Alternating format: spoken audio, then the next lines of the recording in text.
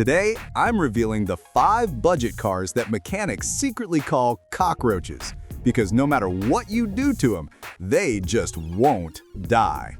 These aren't your fancy luxury rides. These are the underdogs, the survivors, the absolute tanks that you can buy for pocket change and drive until the apocalypse. And trust me, one of these cars has over 400,000 miles and is still going strong. Stick around, because number 3 will absolutely blow your mind.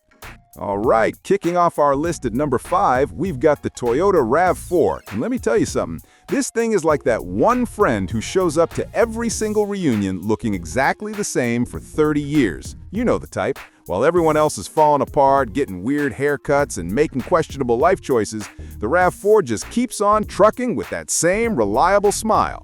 Now, I know what you're thinking. A crossover SUV? Really? Those things are everywhere. And you're absolutely right. There are more RAV4s on the road than there are opinions on the internet. But here's the thing. There's a reason for that. And it's not just because people like boring cars. Although, let's be honest, some people definitely do. The RAV4 has been around since the mid-90s, and Toyota basically looked at the compact SUV segment and said, what if we just didn't mess this up? And they didn't. The secret sauce here is Toyota's legendary engineering philosophy. Don't reinvent the wheel, just make sure the wheel never ever stops rolling. They use proven technology, they test everything to death, and they build these things like they're preparing for the end times. Under the hood, you're typically looking at a bulletproof 4-cylinder engine or a V6 in older models that's so understressed it could probably run on hope and good intentions. These engines are designed to operate well below their maximum capability, which means they're never working hard enough to break down. It's like hiring someone who can bench press 400 pounds to carry your groceries. Overkill? Maybe. Effective? Absolutely. But here's where it gets really interesting. Talk to any mechanic, and I mean any mechanic, and ask them about the RAV4. They'll roll their eyes and tell you, yeah, those things never come in for anything serious. And you can hear the disappointment in their voice because they're not making money off catastrophic transmission failures or engine rebuilds. The most exciting thing they see is oil changes and brake pads. One mechanic told me he had a customer with a 2004 RAV4 that had 350,000 miles on it. And the biggest repair? A water pump. That's it. This thing had circled the earth 14 times, and all it needed was a water pump. The transmission, whether it's the manual or the automatic, is built to the same Toyota standard of, let's make sure this outlasts the heat death of the universe. The automatic transmissions in particular are known for being smooth, reliable, and about as exciting as watching paint dry, which is exactly what you want in a transmission. You don't want excitement. Excitement in a transmission means you're calling a tow truck. And here's something people don't talk about enough: parts availability. Because there are approximately 7 billion RAV4s on the road, finding parts is easier than finding sand at the beach. Need a headlight? Done. Need a door handle? They've got 17 in stock. This means repairs are cheap, fast, and you're not waiting 3 months for some obscure component to ship from a factory in another dimension. The RAV4 also has this magical ability to handle neglect like a champion. Forgot to change your oil for 12,000 miles? Not great, but it'll probably forgive you. Ignored that weird noise for 6 months? Still running. It's like that plant in your house that somehow survives despite your best efforts to kill it through sheer negligence. Now, is the RAV4 going to set your soul on fire with excitement? No. Will it make your neighbors jealous? Probably not, unless your neighbors are accountants who get really excited about depreciation curves. But will it start every single morning, get you where you need to go, and still be running when your great-grandchildren are learning to drive? Absolutely. So if you're looking for a budget SUV that'll outlive your mortgage, your marriage, and possibly democracy itself, the RAV4 is sitting right there with a smug little smile, ready to prove that boring is beautiful. And honestly, sometimes boring is exactly what you need. Speaking of survival stories, let's talk about a car that went from nobody's heard of it to it's everywhere faster than you can say compact SUV. Number 4 on our list is the Hyundai Creta. And if you think about it, this thing is basically the cockroach's cooler cousin, the one who showed up to the family reunion with confidence and style, but still refuses to break down no matter what life throws at it. Now, I'll be honest with you. When Hyundai first dropped the Creta back in the mid-2010s, a lot of people scratched their heads. Another compact crossover? Really? The market was already flooded. But here's where Hyundai pulled off something absolutely brilliant. They didn't try to reinvent the wheel, they just made sure that wheel was so damn reliable it could probably outlast civilization itself. The Creta comes with a choice of engines, but let's focus on the real workhorses here, the 1.5-liter petrol and diesel options. These engines are smoother than a buttered slide. Seriously, 95% of the time you forget there's even an engine running. The diesel version, in particular, is so refined that you'd think Hyundai whispered sweet nothings to every piston during assembly. One long-term review clocked over 837 kilometers on a single tank of diesel in city driving. That's not just impressive, that's basically a middle finger to every gas station between here and the next state. But let's address the elephant in the room. Hyundai wasn't always known for bulletproof reliability. Go back a couple of decades, and people would have laughed if you suggested a Hyundai could compete with Toyota. But here's the thing about underdogs, they learn fast. Hyundai spent years obsessing over quality control, using robust materials and engineering components that could handle real-world abuse. The result? The Creta has become one of those cars where mechanics actually get a little frustrated because there's just nothing wrong with it. And trust me, I've dug deep into owner reports. People are driving these things past 100,000 kilometers without breaking a sweat. The most common complaints? The infotainment screen occasionally freezes, and there might be a tiny rattle somewhere in the cabin. That's it. No catastrophic transmission failures, no engine rebuilds, no surprise four-figure repair bills that make you question your entire financial existence. Just minor tech hiccups that can usually be fixed with a software update.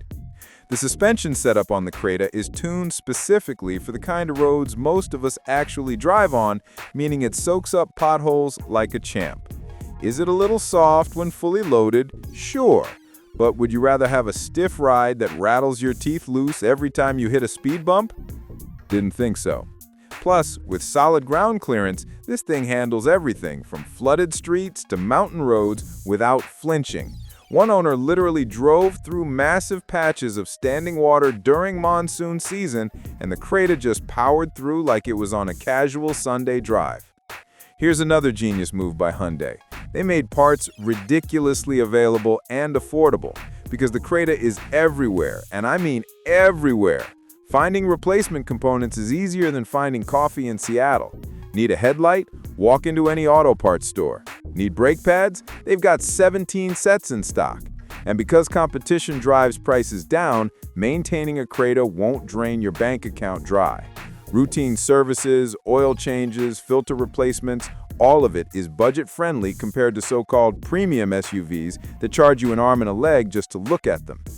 Now let's talk about the feature list, because this is where the Creta really flexes.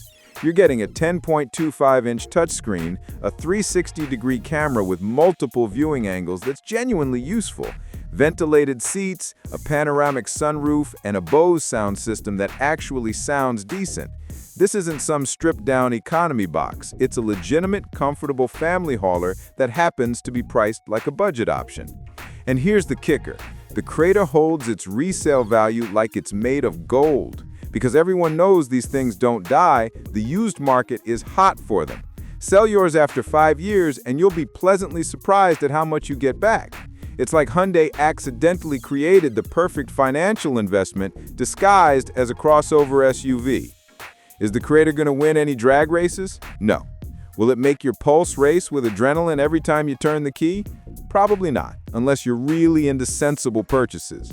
But will it start every single morning, handle your daily commute, take your family on road trips, survive years of neglect, and still be running when your kids inherit it? Absolutely. The Hyundai Creta is proof that sometimes the best strategy is just to show up, do the job, and never, ever quit. And honestly, in a world full of drama, that's exactly what most of us need. Now we're getting to the good stuff. At number 3, we've got the Mazda 3. And folks, this is where things get interesting. Because unlike the other cars on this list that survived through sheer boring practicality, the Mazda 3 decided it wanted to be fun and immortal. It's like that friend who shows up to the party looking fantastic, knows how to dance, and then casually mentions they also have a PhD in engineering. Show off. Here's the thing about Mazda that most people don't realize. They're not trying to beat Toyota at their own game. They're not aiming for Honda's mass market appeal. Mazda looked at the entire compact car segment and said, what if we made something that actually makes you smile while also refusing to die? And somehow, they pulled it off. The secret weapon here is something called Sky Active technology. And no, that's not the name of a science fiction movie. It's Mazda's engineering philosophy that sounds too good to be true, but actually works. The Sky Active engines feature high compression ratios that create thermal efficiency and fewer stress-related failures compared to conventional engines. Basically, Mazda built engines that work smarter, not harder, which means they last longer without breaking a sweat. With regular maintenance, a Mazda 3 can last between 200,000 and 300,000 miles. Let me put that in perspective. That's enough mileage to drive around the Earth 12 times. 12 times. And we're not talking about babying this thing in a climate-controlled garage. We're talking about real-world driving by real people who occasionally forget oil changes exist. But wait, there's more. The average annual repair cost for a Mazda 3 is only $433, which is lower than most competitors. That's less than what some people spend on coffee in 3 months. Major mechanical issues? Practically non-existent. One owner reported driving their 2016 Mazda 3 to over 238,000 miles with nothing more than routine maintenance and a belt replacement. The engine and transmission were still running smooth as silk. Now let's talk about what makes the Sky Active engine so special beyond just a fancy name. Mazda uses what they call right-sizing instead of downsizing. While everyone else is cramming tiny turbocharged engines into cars and hoping for the best, Mazda said, let's just use an engine that's big enough to do the job without stress. It's the automotive equivalent of hiring someone who's actually qualified for the position instead of 3 interns in a trench coat pretending to be an adult. The 2.0-liter and 2.5-liter naturally aspirated engines are smooth, refined, and built with lighter internal components that reduce friction. Owner reports show that vehicles with Sky Active engines regularly exceed 200,000 miles with limited issues beyond routine maintenance. And unlike some direct injection engines that suffer from carbon buildup nightmares, the Mazda 3's design minimizes this problem through clever engineering of the PCV system. Here's where it gets even better. The Mazda 3 doesn't just survive, it thrives. The handling is sharp, the steering is precise, and the interior quality rivals cars costing twice as much. You're getting premium materials, solid build quality, and that rare combination of reliability and driving enjoyment. It's like finding out your accountant moonlights as a professional dancer. Unexpected, but impressive. The Mazda 3 scores an impressive 81 out of 100 in reliability, according to reliability ratings, placing it in the great category. And real-world owner experiences back this up. People are buying used Mazda 3s with over 50,000 miles without hesitation because they know these things are built to last. One mechanic told me that the most exciting thing about working on Mazda 3s is that he barely has to work on them. The transmissions, whether manual or automatic, are smooth and reliable. The suspension is well-tuned and durable. Even the electrical systems, which are usually a nightmare on modern cars, tend to behave themselves. The most common issues? Occasionally, the infotainment screen acts up or there might be a minor rattle somewhere. That's it. No catastrophic failures, no sudden $1,000 surprises, just a car that starts every morning and gets you where you need to go. And let's address the elephant in the room. Mazda used to have a reputation for rust issues in older models, particularly in harsh climates. But the newer generation Mazda 3s, especially from 2014 onward, have significantly improved corrosion protection. They learned from their past mistakes and came back stronger, like a phoenix rising from rusty ashes. So what you're getting with the Mazda 3 is a rare combination. A car that's genuinely fun to drive, looks sharp, feels premium inside, and has the mechanical durability to outlast your kid's childhood. It's the overachiever that actually backs up the hype. You could buy a Honda Civic or a Toyota Corolla and get reliable transportation, sure. But with the Mazda 3, you get reliable transportation that also puts a smile on your face every time you take a corner a little too excitedly. Is it perfect? No. But then again, perfection is boring. The Mazda 3 is proof that you don't have to choose between excitement and reliability. You can have both, and you can have them for 200,000 miles or more. And honestly, in a world of compromises, that's pretty special. Coming in at number 2, we've got a car that shouldn't exist in today's automotive landscape, but somehow does anyway. Ladies and gentlemen, meet the Dacia Duster, the automotive equivalent of buying Sylvester Stallone from the middle aisle at a discount grocery store and discovering he's actually the real deal. This thing is ridiculous, and I mean that in the best possible way. Here's what blows my mind about the Duster. It starts at around $20,000. $20,000. For a proper SUV with actual off-road capability, genuine practicality, and enough space to fit an entire family plus their questionable camping gear. In a world where a base model Honda Civic costs nearly 30 grand, the Duster walks in like it accidentally time-traveled from an era when cars were affordable and manufacturers hadn't completely lost their minds. Now, before you assume this is some flimsy tin can held together with duct tape and optimism, let me stop you right there. The Duster is built in Romania by Dacia, which is owned by Renault, and these engineers have perfected the art of making a car that costs nothing but refuses to die. They've been selling over 2 million of these things since 2010, currently cranking out 1,000 per day. You don't achieve those numbers with a car that falls apart. You achieve those numbers by building something so fundamentally solid that people tell their friends about it. The secret to the Duster's immortality is beautifully simple. It uses proven older Renault platforms and mechanicals that have already been tested to death. No cutting-edge experimental technology that might explode in 5 years. No overcomplicated electronics that require a computer science degree to diagnose. Just straightforward engineering that works. It's like they looked at modern automotive complexity and said, nah, we're good with simple. The Duster scores an impressive 79 points out of 100 on reliability rankings, landing it in third place among the most dependable SUVs. But here's the kicker. Average repair costs sit at just $686, which is less than half what you'd pay for comparable vehicles. When things do need fixing, which isn't often, you're not selling organs to afford the bill. Real-world owners are driving these things into the stratosphere mileage-wise. It's common to see Dusters with several 100,000 miles still going strong, and mechanics report that the most exciting repairs they do are routine maintenance. One owner drove their Duster for 36,000 miles over 3 years, and the biggest issues were a water leak in the back and a broken windscreen wiper motor. That's it. No catastrophic failures, no surprise $1,000 nightmares, just minor annoyances that any car might develop. Dacia tests components at their T2 Technical Center in Romania, using accelerated aging processes to ensure parts can handle hundreds of thousands of miles. They literally torture test every plastic and metal component to simulate years of real-world abuse before approving it for production. Scratch tests, corrosion chambers, traction machines stretching materials to their breaking point. This is a budget car with premium durability standards, which makes absolutely no sense until you realize that's exactly the point. The 1.5-liter diesel engine is a workhorse that regularly achieves over 50 miles per gallon in mixed driving. One long-term test vehicle covered 8,000 miles and consistently returned 55 miles per gallon or better, which is frankly absurd for a rugged SUV. The petrol options are equally efficient, with the mild hybrid setup providing excellent fuel economy without the complexity of full hybrid systems. But let's talk about what makes the Duster genuinely special. It's honest. There are no pretensions here. The interior has hard-wearing plastics that you can kick, scratch, and abuse without worrying about depreciation. The seats are covered in durable denim-like fabric that feels more appropriate for actual use than some luxury velour that shows every coffee stain.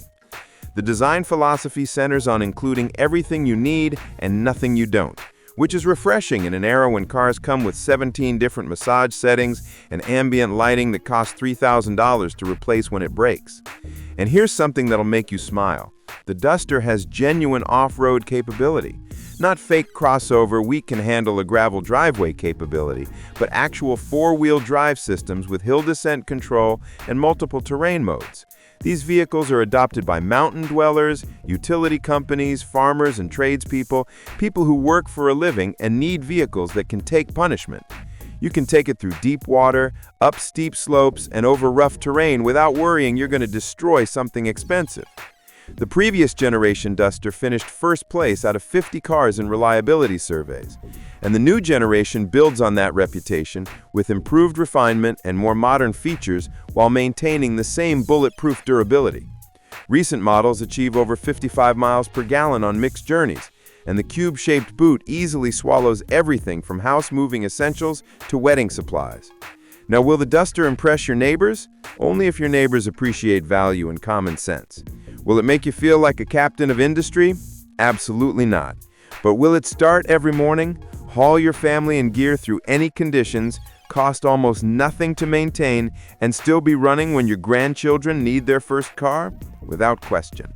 The Dacia Duster is proof that you don't need to spend $50,000 to get a reliable, capable, practical vehicle. Sometimes the best answer is the simplest one.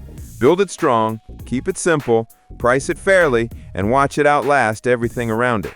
In a world obsessed with complexity and luxury, the Duster just keeps doing its job, year after year, mile after mile, without complaint or drama. And honestly, that's exactly what most people actually need. And here we are, the moment you've been waiting for. The #1 budget car that mechanics say just never dies. Ladies and gentlemen, may I present to you the Honda Fit. And before you roll your eyes and say, of course it's a Honda, let me tell you something. This isn't just any Honda. This is the overachieving little genius that took everything great about Honda engineering, compressed it into the smallest possible package, and then added actual sorcery in the form of rear seats. I'm not kidding about that last part. Let's start with the numbers, because they're absolutely bonkers. The Fit can last between 200,000 and 300,000 miles with proper maintenance, and it scores 4.5 out of 5 on reliability ratings, ranking 4th out of 21 vehicles in its segment. But here's where it gets wild. The average annual repair cost is only $390, and the probability of a severe issue is just 8%, compared to 12% for all vehicles. That's not just good, that's borderline supernatural. Real-world owners are driving these things into the stratosphere. One owner hit 185,000 miles with nothing but tires and occasional maintenance. Another person racked up 155,000 miles over 9 years and only replaced fluids, filters, spark plugs, an oxygen sensor, and an AC evaporator. That's it. No catastrophic failures, no surprise 4-figure repair bills, just a car that refuses to quit. But here's what makes the Fit truly special. The magic seats. And no, that's not marketing hype. These seats are genuinely magical. The rear seats fold flat for 52.7 cubic feet of cargo space, but they also flip up vertically for tall mode, letting you transport a bike standing upright or load plants that are nearly 4 feet tall. There's long mode, where both front and rear seats fold down to fit items up to 7 feet 9 inches long. And then there's refresh mode, which turns the entire car into a lounge chair for napping. I'm not making this up. The Fit offers more seating configurations and storage space than most similarly sized vehicles on the market. People have fit full-size mattresses, wedding presents, furniture sets, lumber, bicycles, and entire apartment moves into this tiny hatchback. One owner casually mentioned loading 8-foot boards with inches to spare. It's like the TARDIS from Doctor Who, except instead of traveling through time, it just carries all your stuff without complaining. The engine is a bulletproof 1.5-liter 4-cylinder that produces 109 horsepower in earlier models and around 130 in newer ones. Is it fast? Absolutely not. But it's smooth, efficient, and built to last longer than your mortgage. The fuel economy sits around 33 miles per gallon combined, which means you'll spend less time at gas stations and more time doing literally anything else. One owner reported after 7 years of harsh Illinois winter abuse and infrequent washes, there was 0 rust on the car. 0. No stuck bolts when changing shocks, nothing. That's the kind of build quality that makes you question whether Honda secretly developed time travel technology and went back to fix problems before they happened. Now, let's address the elephant in the room. The Fit does have some quirks. Some models from 2007 to 2016 experienced ignition coil failures around 50,000 miles, which could cause stalling or power loss. And yes, the 2015 model had complaints about uncomfortable seats with head restraints that tilted forward awkwardly. But here's the thing. Those are minor annoyances compared to what could go wrong with a car. No transmission explosions, no engine rebuilds, no electrical nightmares that require selling a kidney to fix. The Fit was discontinued in North America after the 2020 model year, which is genuinely tragic. Honda looked at a car that was affordable, practical, reliable, fun to drive, and cleverly designed, and decided, nah, everyone wants crossovers now. But that also means used Fits are everywhere, and because they last forever, you can find great examples at reasonable prices.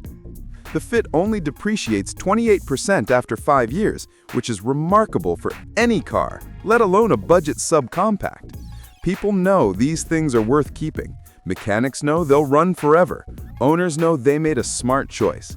It's a car that earns respect through sheer competence. The Honda Fit is proof that you don't need to spend big money to get big reliability.